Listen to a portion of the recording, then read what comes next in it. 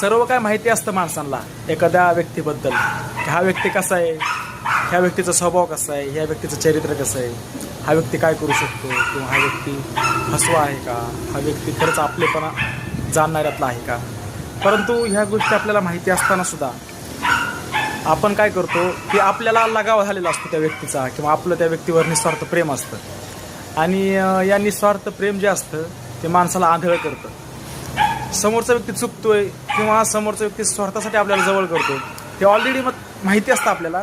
परंतु आपण काय करतो, तरीसुद्धा एक खोट्या आशेवर मात्र आपण जिवंत असतो, त्या नात्यामध्ये जिवंत असतो. ते नातं आपल्याला खरं कधीच दाखवून दिलं जात नाही, किंवा जरी दाखवून देण्याचा प्रयत्न केला तरी ते आपल्याला समजावून आपण स्वतःला सांगू शकत नाही की बाबा हा व्यक्ती अशा पद्धतीचा आहे किंवा ह्याचे विचार अशा पद्धतीचे आहेत. आणि बहुधा काय होतं, अशा खोट्या नात्यामध्ये आपल्याच जीवाचे हाल होतात, आपल्यालाच विनाकारण त्या गोष्टीचा त्रास होतो. कारण जेव्हा आपल्याला सत्यता कळली किंवा सत्यता कळली जाते की हा व्यक्ती जो आपण ज्या व्यक्तीचा जशा पद्धतीने विचार केला होता तो व्यक्ती तसा मुळात नाहीच. आपण म्हणत होतो की हा व्यक्ती खरंच प्रेम करणाऱ्यातला आहे, हा व्यक्ती खरंच आपल्या भावना जाणणारा असेल, किंवा ह्याला आपला त्रास दिसत असेल किंवा त्रास जाणवत पण असेल.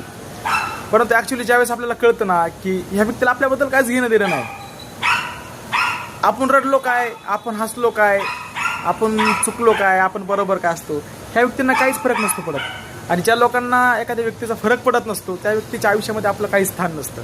आणि हे आपल्याला कळून सुद्धा आपण काय करतो, तिथंच पुन्हा पुन्हा पुन्हा पुन्हा पुन्हा पुन्हा त्या व्यक्तीला दाखवून देतो की नाही मला यार तुझी गरज आहे राव खूप, मी नाही राहू शकत तुझ्याशिवाय वगैरे XYZ सगळं जे पण काय असेल, कुठल्या पण नात्यामध्ये असेल. तर अशा वेळेस आपण वेळीच सावध राहिलं पाहिजे, वेळीच आपण लक्षात घेतलं पाहिजे ही गोष्ट की नाही आता आपल्याला थांबून उपयोग नाही. एकटं आयुष्य जगायचं, परंतु स्वार्थी लोक आयुष्यामध्ये येऊन द्यायचे नाहीत. कारण स्वार्थी लोक काय असतात, हे तुमचं मेंदू कमकुवत करतात, तुमचा विचार कमकुवत करतात, तुम्हाला खाऊन टाकण्याचा प्रयत्न करतात.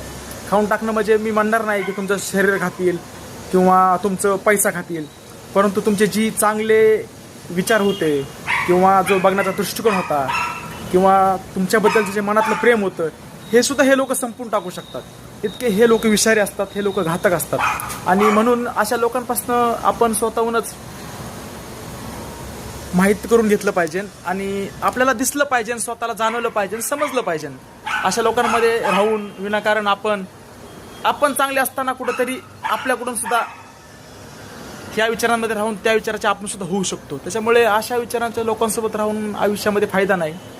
तर समजायला पाहिजे की प्रत्येकाला की थांबा आता नाही फायदा.